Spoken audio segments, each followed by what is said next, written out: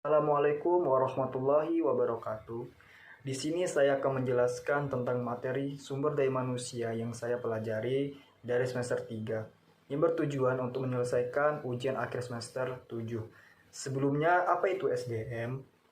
SDM merupakan suatu ilmu atau aturan bagaimana mengelola hubungan dan peranan sumber daya atau tenaga kerja yang dimiliki oleh individu secara efisien dan efektif, serta dapat digunakan secara optimal, maka tercapai tujuan atau goal bersama industri, tenaga kerja, dan rakyat menjadi optimal.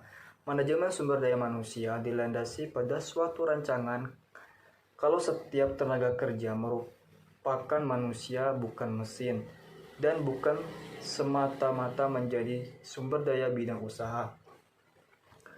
Menurut Ahmad Eshraki, manajemen sumber daya manusia merupakan aplikasi yang lebih tepat pada efisiensi yang sama dalam akuisisi, pemanfaatan, pengembangan, serta pemeliharaan sumber daya manusia yang dimiliki organisasi secara efektif untuk mencapai tingkat optimal dari pemanfaatan sumber daya manusia pada organisasi dalam mencapai tujuan. Sedangkan menurut Dessler, manajemen sumber daya manusia adalah proses melatih, memperoleh, menilai, dan memberikan kompensasi kepada karyawan, memperhatikan hubungan kerja karyawan, keamanan, kesehatan, dan keadilan. Faktor yang mempengaruhi sumber daya manusia ada dua. Yang pertama itu pendidikan dan lingkungan. Pendidikan yang baik itu dapat menghasilkan juga sumber daya manusia yang baik. Jadi, betapa pentingnya dalam menghasilkan sumber daya yang berkualitas serta memiliki daya saing. Sumber daya manusia yang berkualitas tersebut dapat meningkatkan produktivitas di dalam bekerja, sehingga tujuan dari sebuah organisasi pun bisa dengan mudah untuk tercapai. Umumnya, negara-negara maju itu memiliki tingkat pendidikan yang baik. Selanjutnya, lingkungan. Lingkungan sangat berpengaruh dalam membentuk karakter manusia. Maka, dengan keadaan lingkungan yang baik itu, umumnya akan membentuk karakter manusia yang tentu baik juga. Sehingga dapat atau bisa menghasilkan sumber daya manusia yang berkualitas, serta mempunyai daya saing. Lingkungan yang berpengaruh membentuk karakter manusia, misalnya ialah seperti lingkungan tempat tinggal, lingkungan pendidikan, lingkungan bermain, dan lain-lain. Saya akan membahas tentang motivasi, kepuasan kerja, produktivitas, dan kompensasi. Motivasi. Menurut Makmun, motivasi menjadi suatu kekuatan, tenaga atau daya atau suatu keadaan yang kompleks dan kesiapsediaan dalam diri individu untuk bergerak ke arah tujuan tertentu, baik disadari maupun tidak disadari. Sedangkan menurut Uno, motivasi dapat diartikan sebagai dorongan internal dan eksternal dalam diri seseorang yang diindikasikan dengan adanya hasrat dan minat, dorongan dan kebutuhan, harapan dan cita-cita, penghargaan dan penghormatan. Kepuasan kerja. Menurut Rifai pada tahun 2005, kepuasan kerja adalah evaluasi yang menggambarkan seseorang atas perasaan sikapnya senang atau tidak senang, puas atau tidak puas dalam bekerja. Menurut Tangki Lisan pada tahun 2005, kepuasan kerja adalah keadaan emosional yang menyenangkan atau tidak menyenangkan dari para karyawan dalam memandang pekerjaan mereka.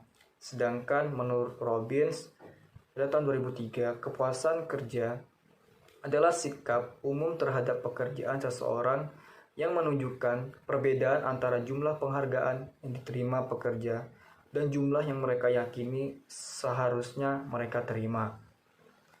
Selanjutnya, produktivitas.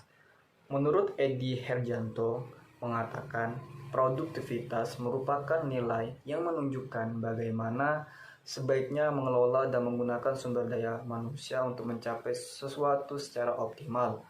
Sedangkan menurut Muhdarsyah Sinungan berpendapat, di mana produktivitas adalah hubungan antara hasil nyata produk dengan input yang terjadi.